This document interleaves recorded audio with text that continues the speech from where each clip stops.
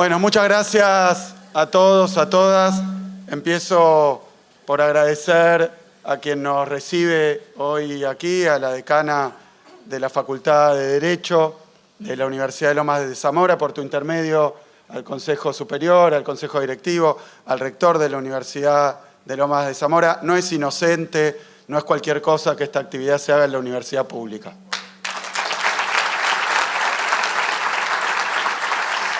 En segundo lugar, a Fede Otermin, también anfitrión hoy en Lomas. Recién, como siempre, que venimos a Lomas, sea para actividades de esta envergadura, de esta significación, o para recorrer algo de lo que se está haciendo, o para inaugurar, siempre Fede consigue que cuando venimos a Lomas quede algo para Lomas. Así que esa vivienda es justicia, es estricta justicia, pero bueno, es un trabajo que viene llevando adelante la ministra Batakis con toda la dificultad que tiene reactivar obras paradas hace tanto tiempo. Es algo que Lomas necesitaba, forma parte de una serie de avances históricos que estamos llevando adelante en Lomas de Zamora. Recién veíamos el hermoso acto que hicimos en lo que hoy es Reserva. Y bueno, son cuestiones por las que ha luchado el intendente, anteriores intendentes, pero que ha luchado el pueblo de Lomas, así que felicitaciones, Fede. Como decía, estricta justicia.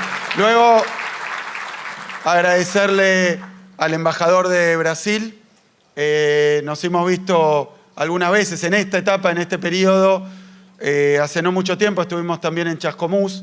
Recordarás, Chascomús lo nombramos algo así como capital de la democracia por la presencia ahí del rastro de lo que dejó Raúl Alfonsín, otro dirigente con sus posiciones, con nuestras polémicas, pero un dirigente que estaba y está plenamente inscripto dentro de la tradición democrática del campo popular de la Argentina, también atacado, insultado por el gobierno nacional, así que te agradezco tanto eso como esto que estamos haciendo hoy, el trabajo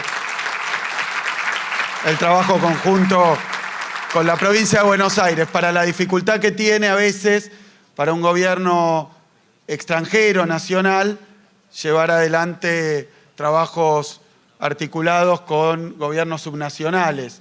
Esto está ocurriendo con cada vez más frecuencia por motivos obvios, así que vamos a seguir afianzando esa agenda conjunta con el gobierno brasileño a través de su embajador y, por supuesto, cuando uno ve las peleas, las batallas que está dando el presidente Lula a escala internacional, cuando uno lo ve ejercer la solidaridad como lo hizo hace poquito tiempo con Cristina, no nos queda más que agradecimiento. Que transmito por tu intermedio. Luego nos acompañan intendentes, nos acompaña el expresidente Samper, nos acompaña nuestro ex canciller Jorge Tayana, nos acompañan también delegaciones y representantes de países latinoamericanos, de países vecinos. Yo recuerdo, Dani, cuando me viniste a plantear la posibilidad de hacer un encuentro camino a lo que va a pasar en Belén en noviembre, ¿no? A lo que le damos tanta importancia, hacer un encuentro, es cierto, me dijo, mirá, vamos a tratar con las dificultades que hay de hacer algo pequeño, algo simbólico. Bueno, Dani, representantes de otras provincias, representantes de Latinoamérica, 1.500 inscriptos, 120 ponencias. Dani,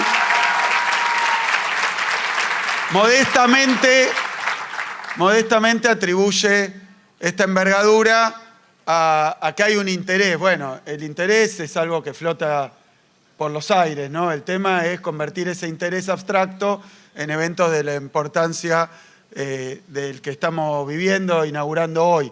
Yo creo que aquí hoy en Lomas de Zamora, con esta pre-COP30, camino a la COP30, estamos dando una señal muy importante, una suerte de manifestación importante en una Argentina donde las autoridades nacionales niegan contra toda evidencia, se chocan como con una pared, con la evidencia permanente y cotidiana de que el cambio climático es una realidad. Bueno, sobre la frustración que deben sentir cada vez que tienen que negar algo que evidentemente pasa y que se sufre, se agrega una nueva frustración, que es que la cuestión ambiental, el cambio climático, es una problemática central en la provincia de Buenos Aires, en la República Argentina y en la región. Milei no puede parar esa realidad y yo creo que es importante como gesto, es importante como símbolo y es importante como perspectiva. Empiezo de lo más sencillo, ¿no? Nos acompañan varios intendentes, pero el intendente de Bahía Blanca, Federico Susbieles, que vivió en carne propia y a mí me tocó ir, no sé cuándo fue, Fede, las 2 veces, a poco tiempo de ocurridos los eventos climáticos, las calamidades que sufrió Bahía Blanca, me tocó estar ahí acompañándolo junto con otros miembros del gobierno provincial y bueno, obviamente como intendente de una localidad azotada por estos fenómenos, obviamente no solo lo expresaba, sino que lo sentía. Yo quiero reconocer el trabajo que hizo Federico allí en Bahía Blanca. Quiero decir que el gobierno provincial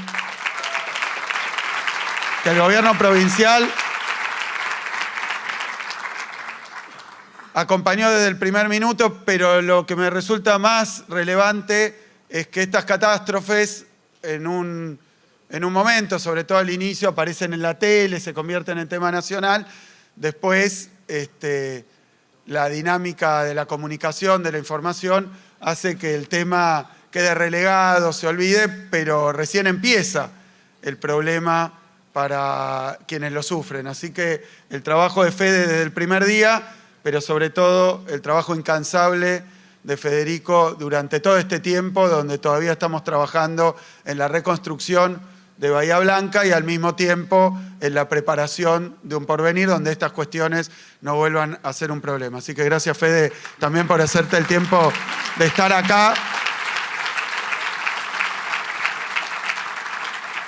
Le agrego esto, que venimos de una etapa donde el cambio climático, obviamente que hoy es cuestión de discusión por los sectores a los que llamamos negacionistas, sectores que existieron, como pasa con las vacunas, como pasa con tantas cuestiones, han existido durante mucho tiempo. No son una novedad, la novedad es que tomen espacios o accedan a espacios de poder y decisión y que entonces esas ideas absurdas, esas ideas que están contra toda evidencia, no solo se convierten en un debate o llamémoslo en una batalla cultural, sino que empiezan a tener efectos nocivos, graves y peligrosos. El problema no es discutir si existe o no una crisis climática, el problema es que en base a su negación,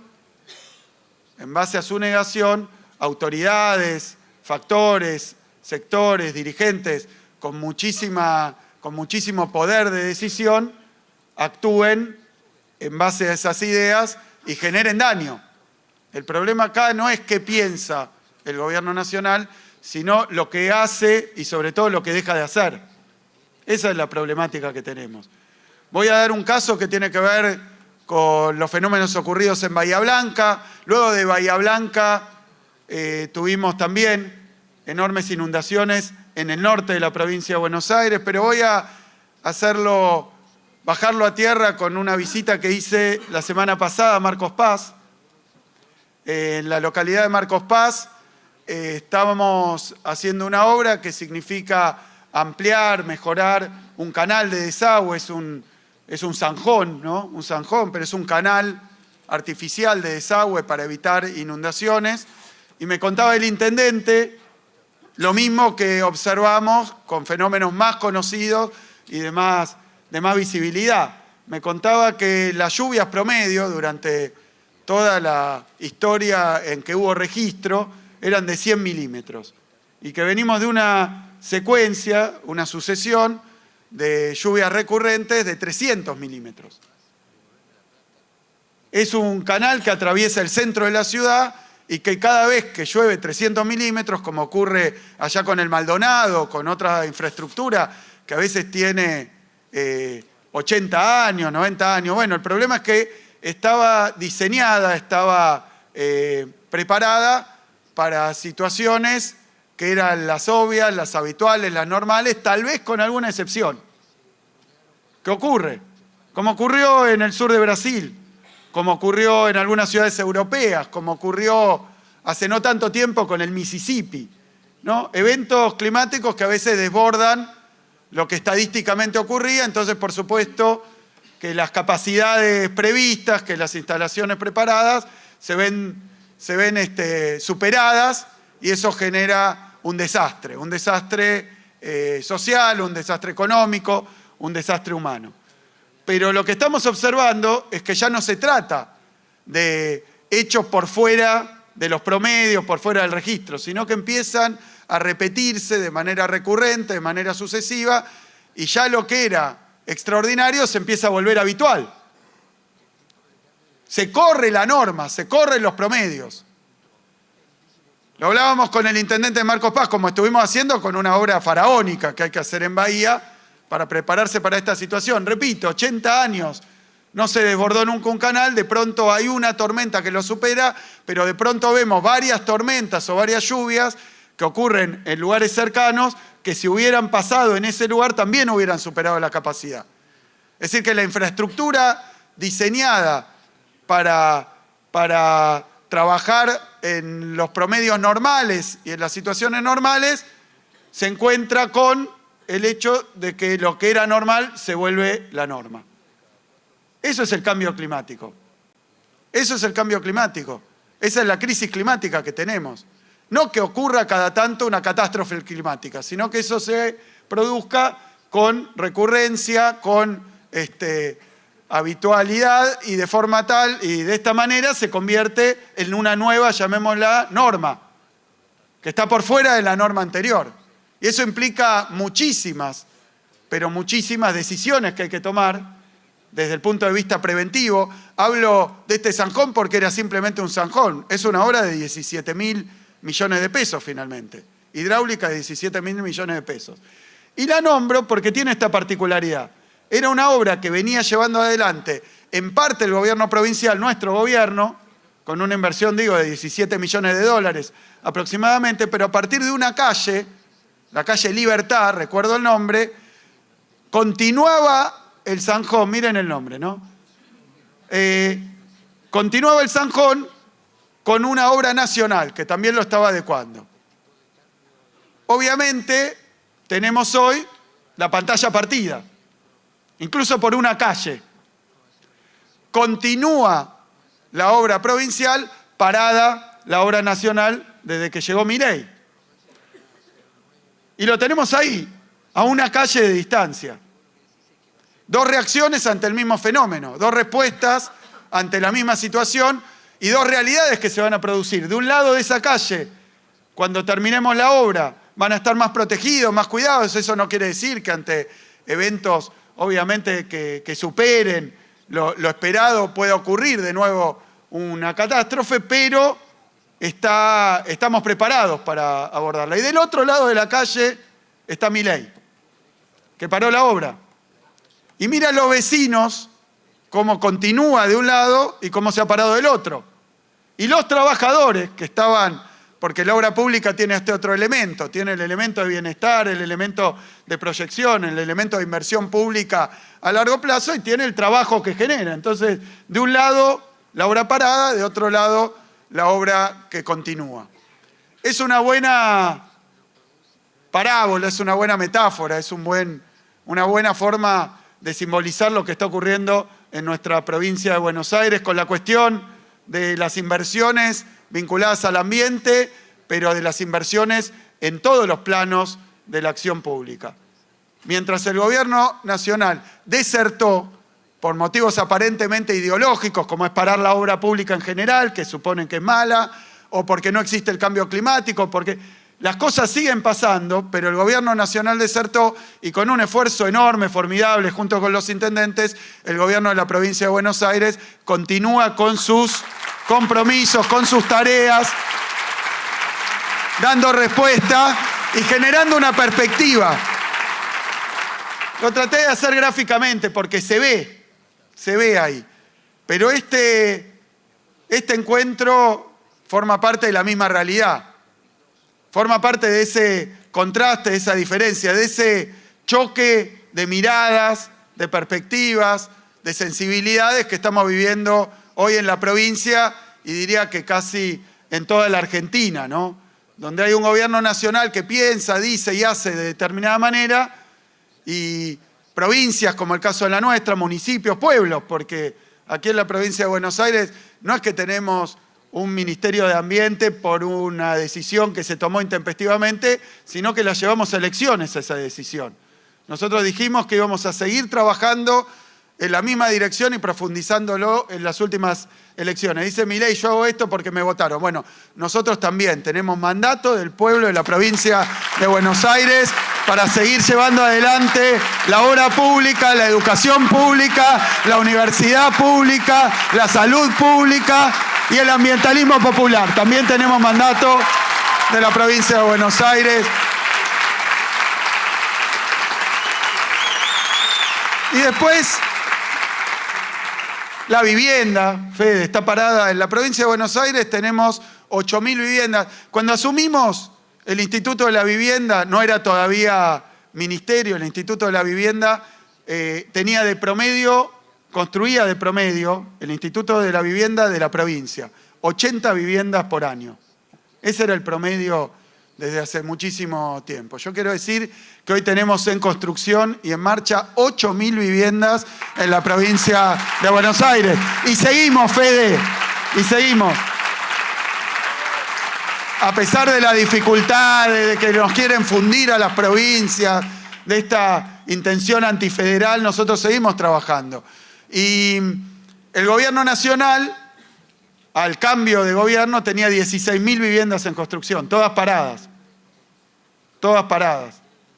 Con un agravante que es que por más esfuerzos que haga la ministra Batakis, como nos pasa con el ministro Catopodis, tomar las obras nacionales, como hacen los intendentes, requiere trámites administrativos, rescindir los contratos, una transferencia de la obra. Nos pasa, por ejemplo, con la autopista Presidente Perón, que han parado su construcción y que tampoco nos la quieren transferir. Es decir, no hacen ni dejan hacer.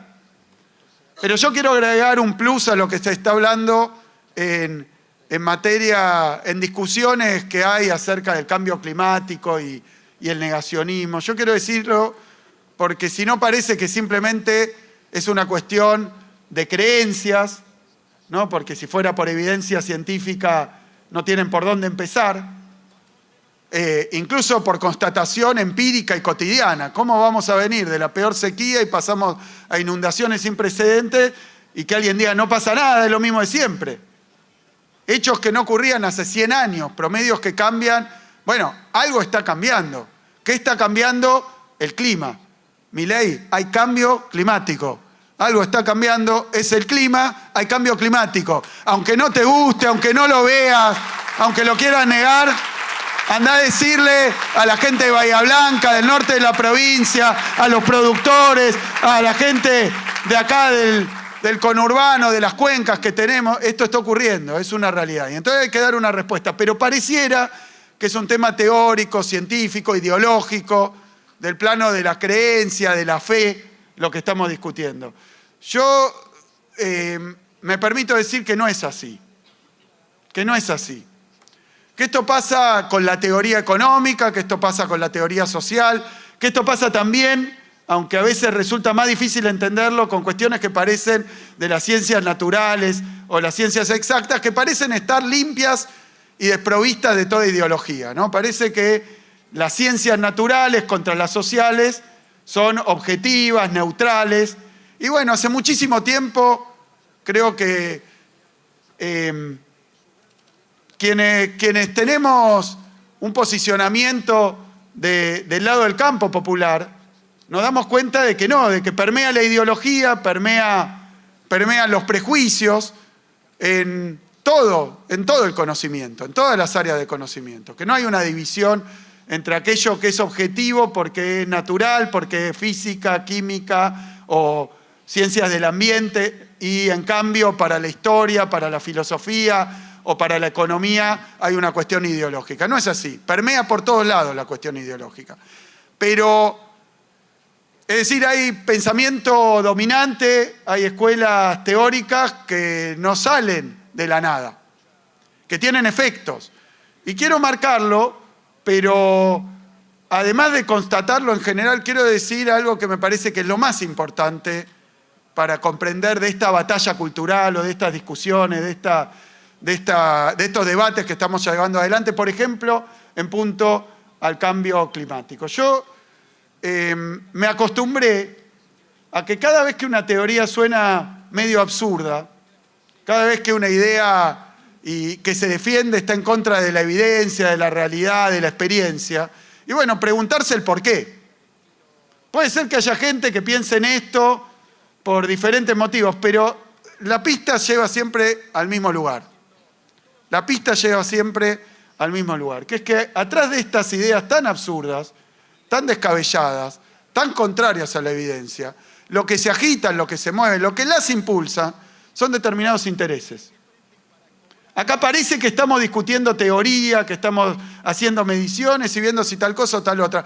Pero siempre, en materia de discusión teórica y conceptual, hay que preguntarse a quién beneficia. Hay que preguntarse, porque si no,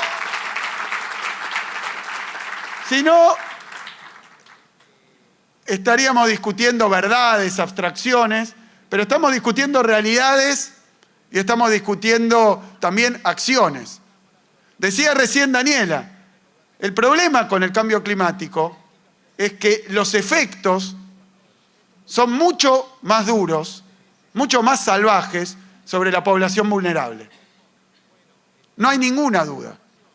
Lo vemos en cada uno de los hechos que tenemos y de cada una de las calamidades. ¿Quién es el que más sufre? El que no tiene los recursos, que además, en general, cuando se trata de inundaciones, de sequía, no tiene medios para contrarrestar la situación y habita en los lugares que están más expuestos.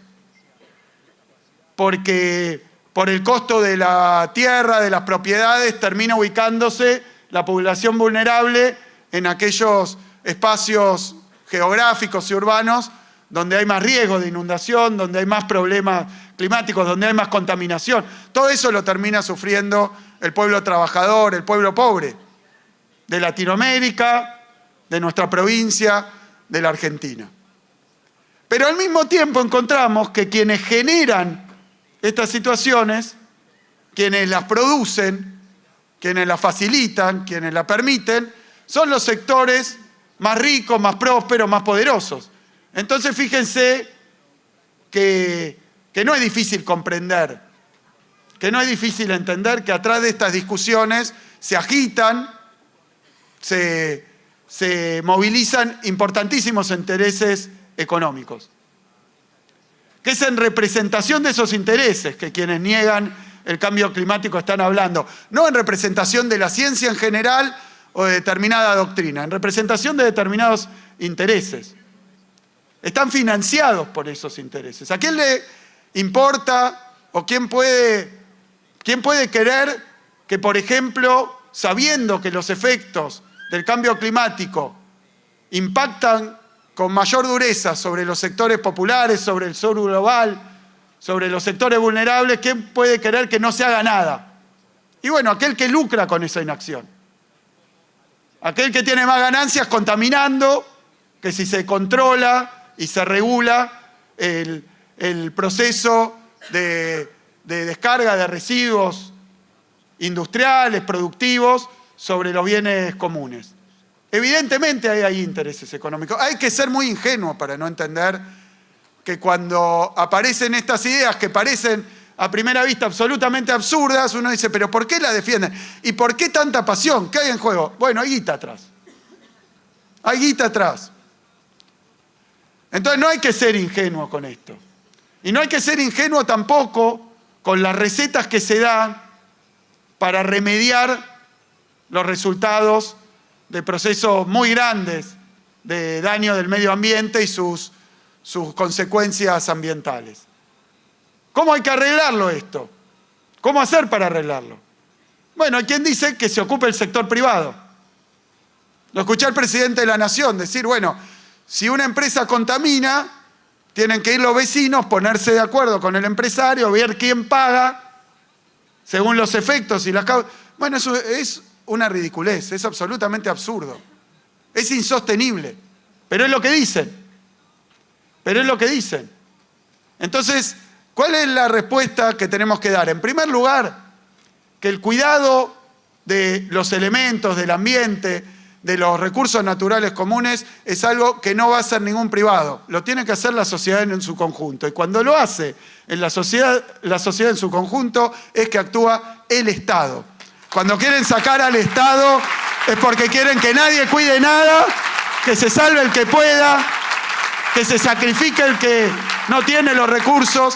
Así que acá hay una cuestión. Y después, con respecto a cuál es el actor, quién es quien impulsa estas modificaciones. Bueno, se trata de una cuestión planetaria.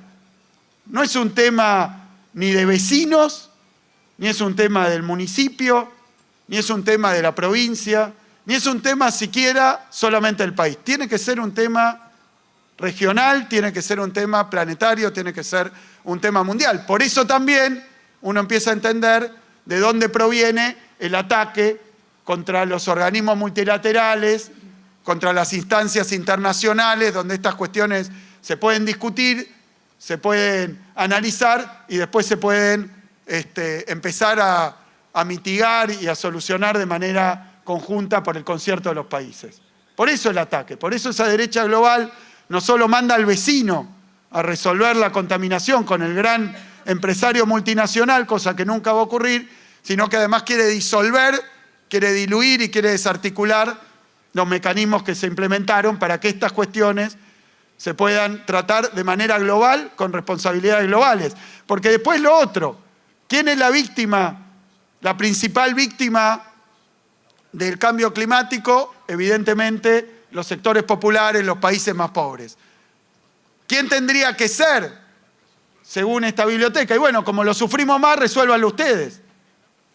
Entonces así queda la idea de que son los países más pobres los que tienen que cargarse a sus espaldas la solución de un problema que no causaron y que son los que más sufren. Por eso yo creo que es fundamental, aunque parezca que estamos luchando con fuerzas gigantescas, muy lejanas y muy difíciles de vencer. Yo creo que es fundamental que acá en Loma de Zamora, que en la provincia de Buenos Aires, en conjunto con otras provincias argentinas, con los intendentes, en conjunto con representantes de otros países, demos esta pelea. Porque es una pelea contra poderosos intereses que lo que buscan no es destruir el clima únicamente, no únicamente, sino ganar enormes fortunas haciéndolo y además no hacerse cargo del sufrimiento que generan. Y eso es algo que no vamos a permitir.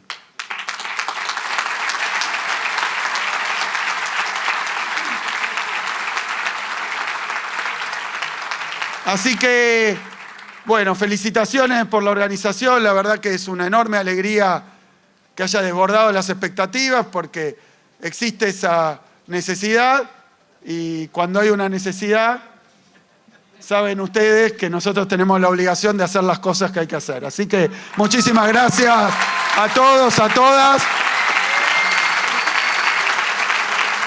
Y muchas gracias, embajador, y muchas gracias a los representantes internacionales por hacerse presente en Loma de Zamora, en la provincia de Buenos Aires, que sigue haciendo fuerza y sigue resistiendo para sostener los derechos de nuestro pueblo. Muchas gracias.